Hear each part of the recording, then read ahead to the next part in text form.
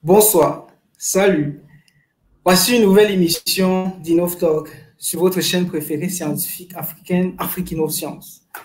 Afrique InnovScience, c'est une chaîne qui donne la possibilité aux ingénieurs, aux scientifiques africains de partager avec nous leur expérience, ce qu'ils savent faire au quotidien, pour qu'on puisse ensemble les encourager et qu'ils puissent, de la meilleure manière possible, contribuer au développement de l'Afrique.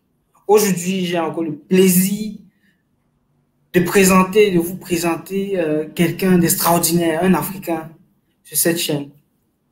Je vous invite à regarder cette vidéo du début jusqu'à la fin parce que nous allons apprendre beaucoup de choses, les amis. Restez connectés.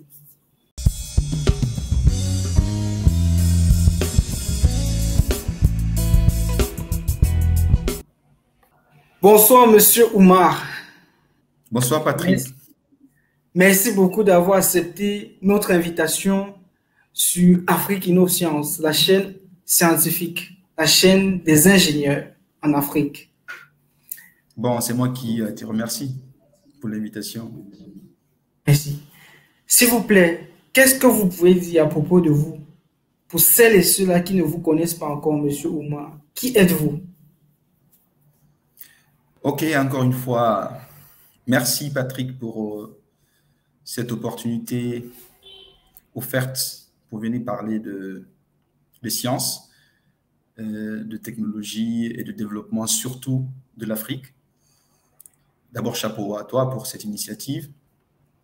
Alors, pour revenir à ta question, moi je suis Oumar Doumbouya, je suis guinéen, j'ai 33 ans.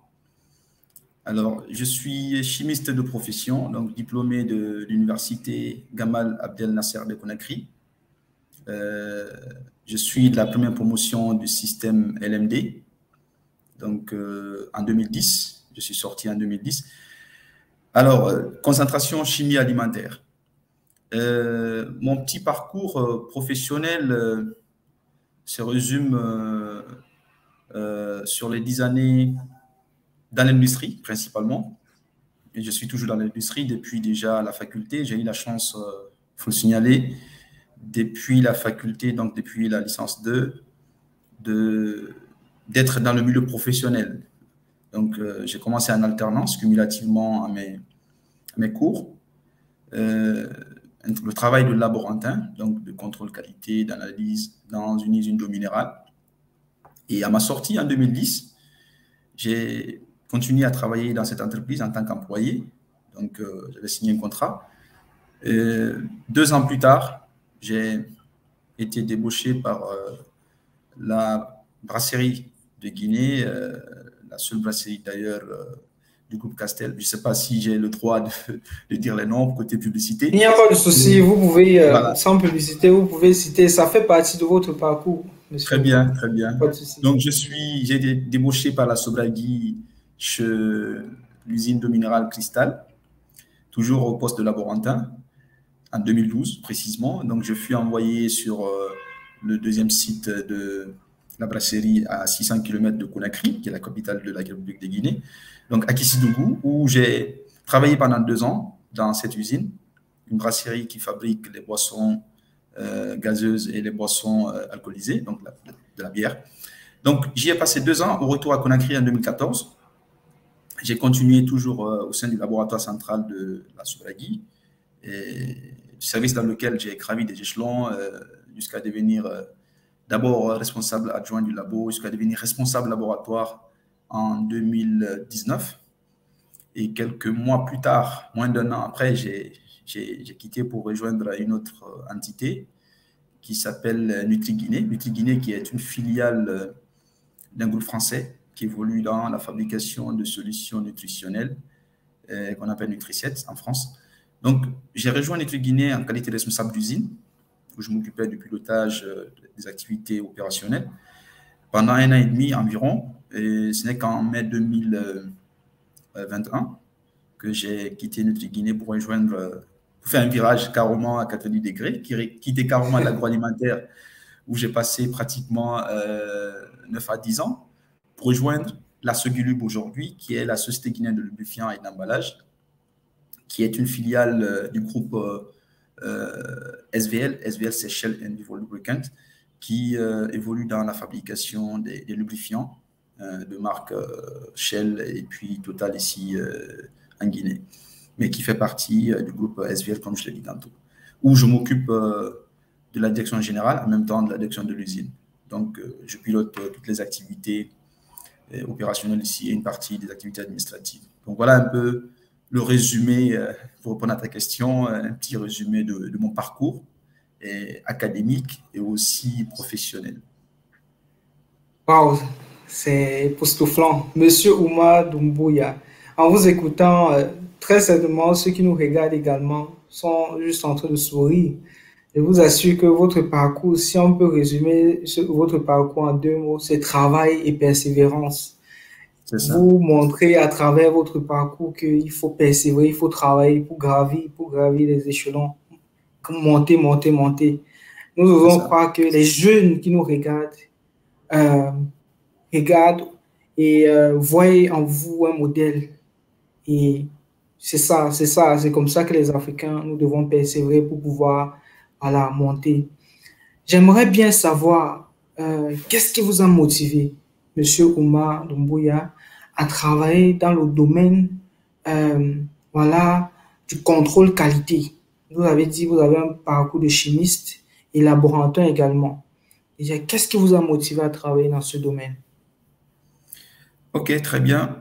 D'abord, comme je l'ai dit, je suis chimiste et j'ai eu la chance d'être dans le milieu professionnel depuis l'université. Donc, ce qui m'a donné une certaine envie avec cette confrontation très tôt au monde professionnel. Donc, j'ai eu une passion, franchement, pour ce métier depuis ce départ. Le métier, je le trouve passionnant parce que c'est surtout l'enjeu, la responsabilité, c'est-à-dire la grande responsabilité que nous avons en étant laborantin, contrôleur qualité, m'a poussé vraiment à embrasser ce métier. Et ainsi que les différents défis au quotidien que nous avons en termes de recherche, en termes d'innovation, parce que c'est un métier qui nous pousse à nous surpasser, à avoir beaucoup de compétences, beaucoup de qualités, parce que le travail ne se résume pas qu'à faire des analyses. Il y a plus loin, peut-être qu'on en parlera après, plus en détail. Donc, tous ces aspects liés à la recherche, à l'innovation, m'ont poussé vraiment à embrasser ce métier. Et aussi, comme je l'ai dit, vu que c'est un domaine qui fait partie de ce que j'ai appris à l'école. Depuis déjà le lycée, j'ai beaucoup aimé les sciences depuis très petit. Je suis influé 100% de l'école guinéenne et principalement, je dirais plus loin, de l'école publique guinéenne parce que je suis né au village, j'ai fait mon cycle primaire au village, dans la préfecture du Breka, ici, précisément à Tondon. Nous saluons tous les habitants de ce village. Merci, passage. Et le collège, j'ai commencé au village avant de continuer la fin de mon cycle secondaire ici à Conakry, au collège Monfi et puis au lycée 1er mars, et puis être orienté dans une université publique. Donc, c'est pour vous dire que j'ai fait tout mon cycle ici dans les écoles publiques. Et à la fin, vu que j'avais un profil de chimiste, ça m'a poussé à embrasser ce métier qui est vraiment passionnant, comme je l'ai dit tantôt. Wow, c'est vraiment extraordinaire. Vous avez parlé d'innovation. Votre métier, votre parcours, on peut dire, a été au contact de l'innovation. Nous savons que lorsqu'on parle de l'innovation, c'est contribuer au développement, non seulement du pays, mais de l'endroit ou l'entreprise dans laquelle on se trouve. Et ça demande aussi beaucoup de courage pour surmonter les défis. Quels sont les défis que vous avez au quotidien dans votre domaine, Monsieur Oumar? Ok, très bien, une très bonne question parce que c'est vrai que tout travail a des difficultés et principalement pour ce travail de laborantin, contrôleur de qualité, parce que je pense qu'il est important de spécifier que le travail de laborantin se retrouve notamment dans beaucoup de domaines. Mais comme aujourd'hui, nous parlons principalement du contrôle qualité en milieu industriel, donc je m'appesantis sur ce point. C'est un travail au quotidien qui a beaucoup de défis. Donc, il y a beaucoup de difficultés, notamment, je citerai entre autres un problème de collaboration avec les entités, c'est-à-dire les services que nous contrôlons, parce que d'abord, tout travail de contrôleur est compliqué, parce que tout contrôleur est mal vu, d'un premier départ, est vu comme un ennemi. Alors, dans mon parcours, j'ai été confronté à ces situations, c'est-à-dire souvent, je donne un exemple sur les lignes de production, et nous avions pour mission de venir faire des prélèvements au moment de la production ou au moment de la fabrication, et puis effectuer des analyses en fonction des cahiers de charges, des spécifications liées à chaque paramètre. Et puis les résultats obtenus nous permettent de décider de l'attitude à donner ou de la suite à donner. S'il faut apporter des actions correctives, parce que l'objectif du contrôle qualité en industrie, c'est d'éviter, de prévenir les problèmes, tout ce qui est non-conformité, avant de finir la production. Parce que imaginez le coût derrière de non-qualité. Quand on finit de faire une grande production et qu'on se retrouve à la fin, après analyse, qu'il y a des non-conformités, on est obligé de détruire et c'est une perte énorme pour l'entreprise. Donc, l'objectif, le contrôle de qualité est là, le laboratoire est là pour faire des analyses à temps. C'est-à-dire, d'abord, avant même de lancer le processus, il y a des analyses qui sont effectuées sur les matières premières, tout ce qui rentre dans la fabrication. Et au cours même de la fabrication, il y a des analyses qui sont effectuées avec un timing bien défini. Et si possible, en fonction des résultats, il y a des actions qui sont apportées pour corriger avant de continuer. Et dans ce travail, comme je l'ai dit, il y a des difficultés avec les opérateurs, avec les gens de la production, avec la maintenance et tous les services techniques. Parce qu'il y a une question de rendement, souvent qui est là, au niveau des responsables de la production, par exemple, parce que chacun, je dirais, évalue en fonction des résultats. Et nous sommes là aussi pour assurer la qualité. Donc, eux, ils sont beaucoup plus focus côté résultat production, donc côté quantité. Et nous, de l'autre côté, nous sommes des gardiens de la qualité. Donc, ils ne veulent pas perdre de temps. Et si on constate des anomalies, on arrête, et puis on donne des instructions pour corriger, et puis on revient derrière pour contrôler est-ce que l'anomalie a été corrigée avant de continuer. Tout ça pour s'assurer qu'à la fin de la chaîne, qu'on ait un produit vraiment de qualité. Donc, quotidiennement, nous sommes exposés à cette difficulté avec les opérateurs dans ce travail. Mais j'avoue que cela m'a permis de développer beaucoup de qualités managériales en étant confronté quotidiennement au service production, la maintenance, jusqu'à ce que moi-même, je devienne après responsable d'usine où j'ai piloté directement la production. Donc, j'ai été mis de l'autre côté de la chaîne. Avant, j'étais le contrôleur. À un moment donné, je me suis retrouvé. Oui. Effectivement, monsieur. Voilà. Donc, effectivement, monsieur Oumar Doumbouya. Oui. Oui. Et puis, deuxièmement, c'est vrai, il faut noter que l'autre problème, c'est un problème d'équipement en Afrique, dans les laboratoires et en milieu industriel. Parce que ce n'est pas toutes les industries de la place, en tout cas en Guinée, qui possèdent des laboratoires, parce que c'est quelque chose qui demande énormément de moyens. Mettre en place un laboratoire demande énormément de moyens, parce que les équipements coûtent très cher, très, très cher. Donc, il y a un problème d'innovation, parce que ça demande des moyens. Les équipements, souvent, d'analyse utilisés ne sont pas à la pointe de la technologie. Donc, ça, c'est un problème, c'est un défi. Il y a même un impact sur la sécurité, sur la santé des analystes, parce qu'il y a des méthodes aujourd'hui modernes qui permettent de faire des analyses en un temps record et puis avec des résultats vraiment fiables, mais sans aussi impacter la santé ou la sécurité des analystes. Et malheureusement, il se trouve que pour faute de moyens, certaines industries, pour faute de moyens, même s'ils ont la volonté, ont des équipements très caducs qui nécessitent parfois l'utilisation de méthodes classiques d'analyse, donc de produits très dangereux, qui sont même cancérigènes parfois.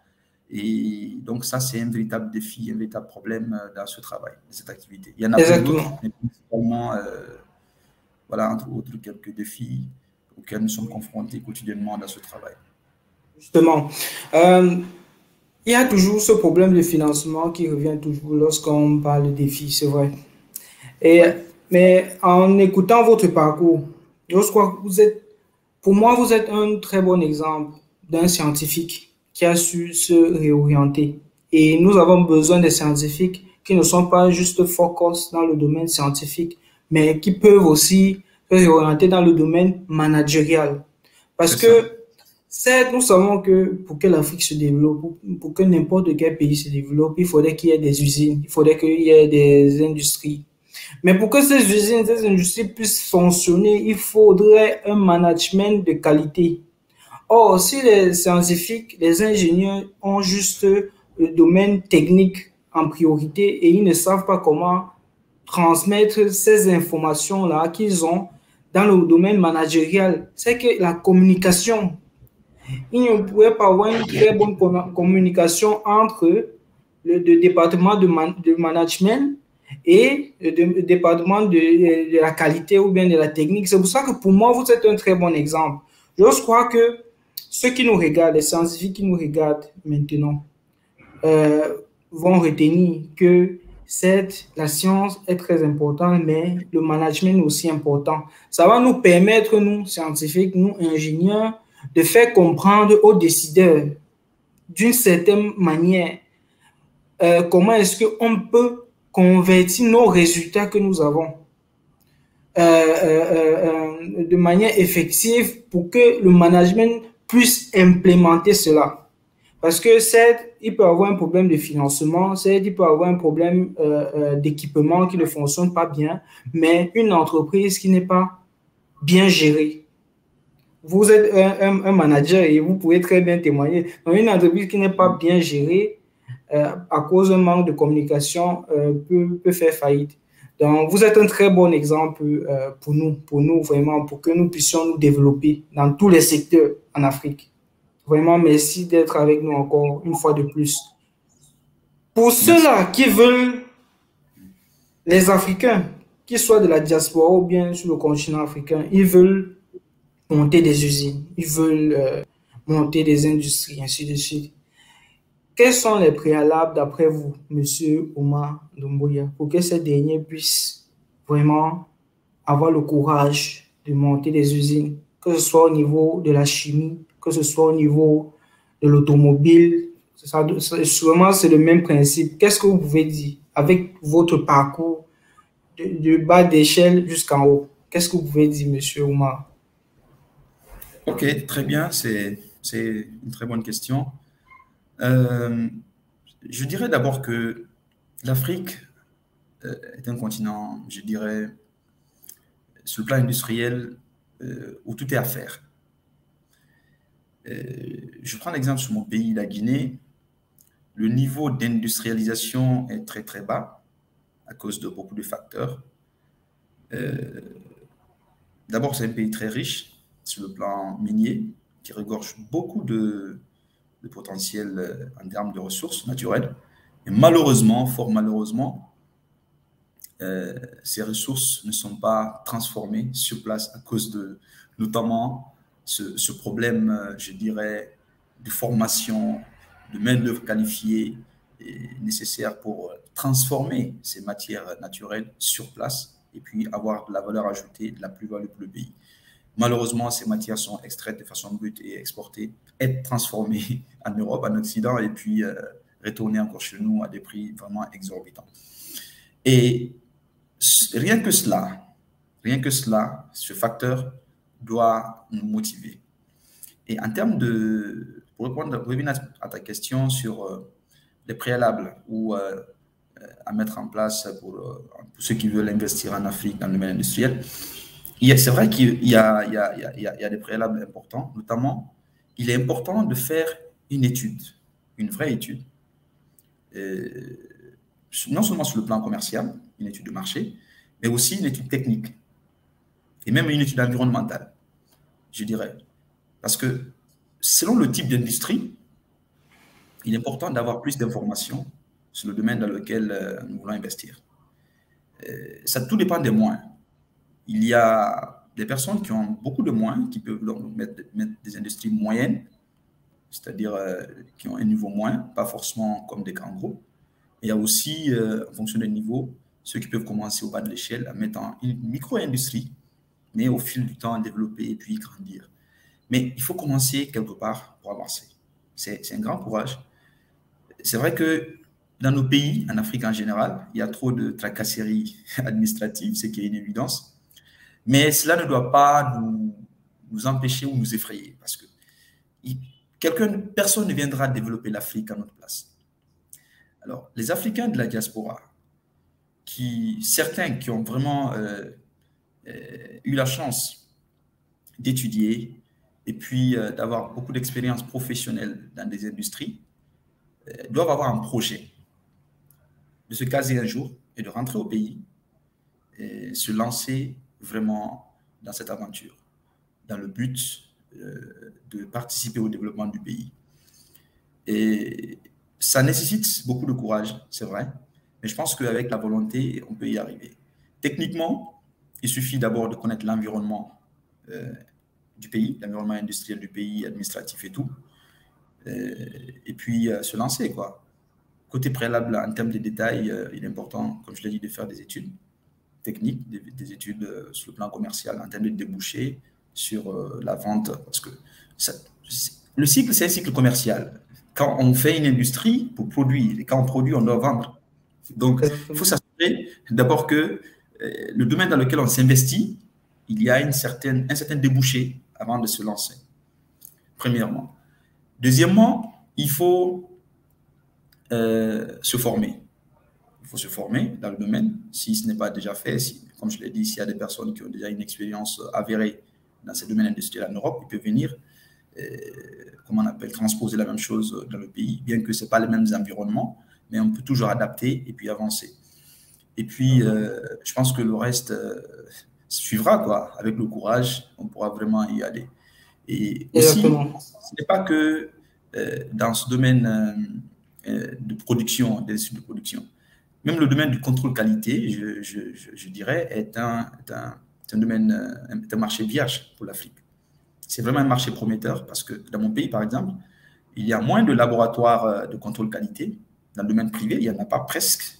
Même s'il y en a, le niveau n'est pas trop ça. Il y a beaucoup de laboratoires dans le domaine biomédical, donc dans ton domaine. Mais côté contrôle qualité pour des industries, pour faire de la prestation pour les industries, il n'y en a pas beaucoup. Et même s'il y en a, comme je l'ai dit, le niveau n'est pas là. Donc, c'est un domaine prometteur dans lequel j'inviterai nos amis de la diaspora, éventuellement, de s'investir dans ce domaine et puis, voilà, avancer. Exactement. Merci beaucoup, Monsieur Oumar Doumbouya. Comme vous l'avez dit, c'est nous les Africains, c'est nous qui devons construire le continent. Ce n'est pas d'autres personnes qui vont venir d'ailleurs qui vont le faire. C'est à nous vraiment de le construire, de nous organiser, ne pas avoir peur des réalités du terrain. C'est difficile partout. Même en Allemagne, le pays dans lequel je me trouve actuellement, c'est aussi difficile lorsqu'on veut créer dans l'entreprise. Donc, c'est vraiment difficile partout.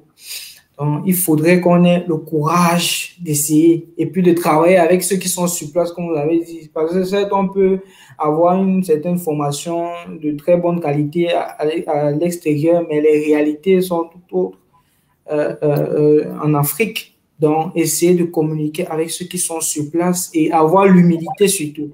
Il y a un grand frère qui avait dit qu'il faut avoir l'humilité. C'est pas parce qu'on est de l'extérieur où c'est quand même développé, où il y a des gratte-ciel, etc., qu'on ne doit pas avoir l'humilité.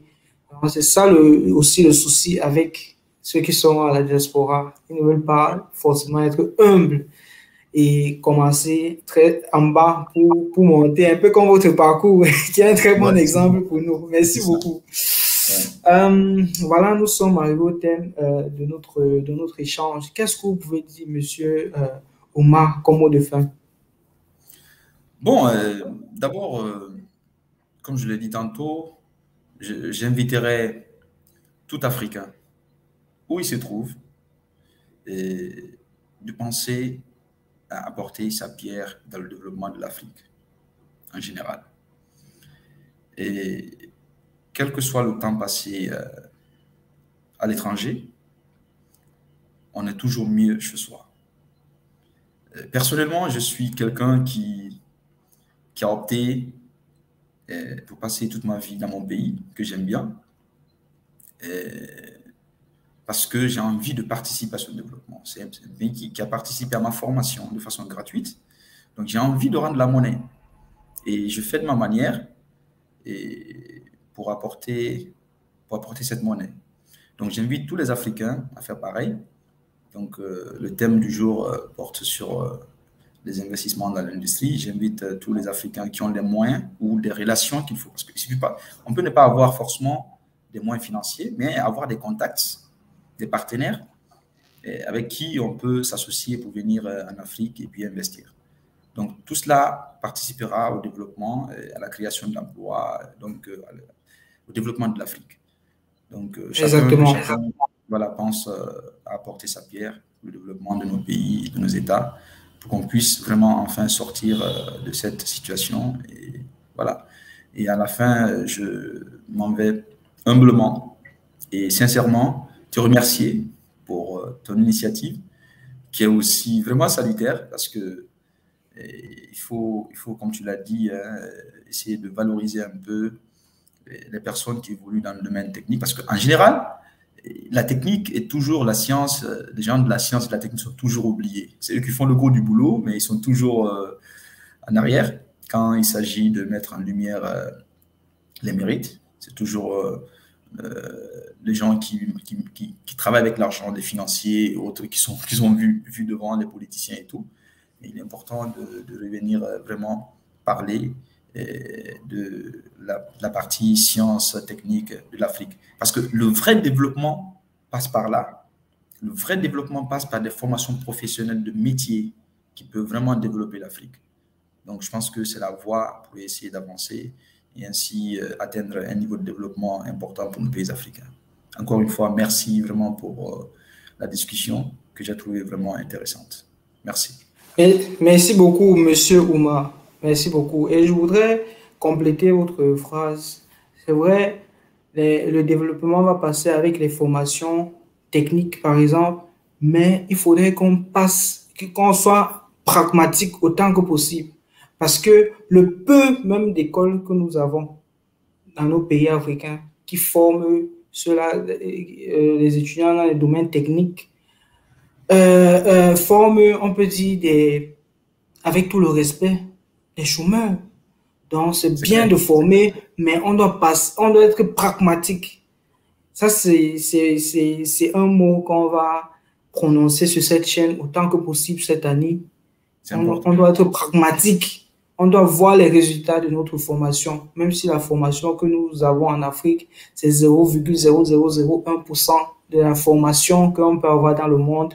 Mais le peu de formation que nous avons, on doit être capable de convertir cela et puis de voir les résultats. Merci beaucoup encore, Monsieur Oumar. Merci beaucoup. Merci à vous tous d'avoir regardé cette vidéo. Merci d'avoir écouté notre entretien avec Monsieur Oumar Doumbouya. N'hésitez pas à vous abonner à la chaîne parce que dans les semaines qui vont suivre, nous allons encore découvrir vraiment des profils, des personnes intéressantes qui sont en Afrique, comme Monsieur Oumar. Merci et à la prochaine. Ciao. Merci.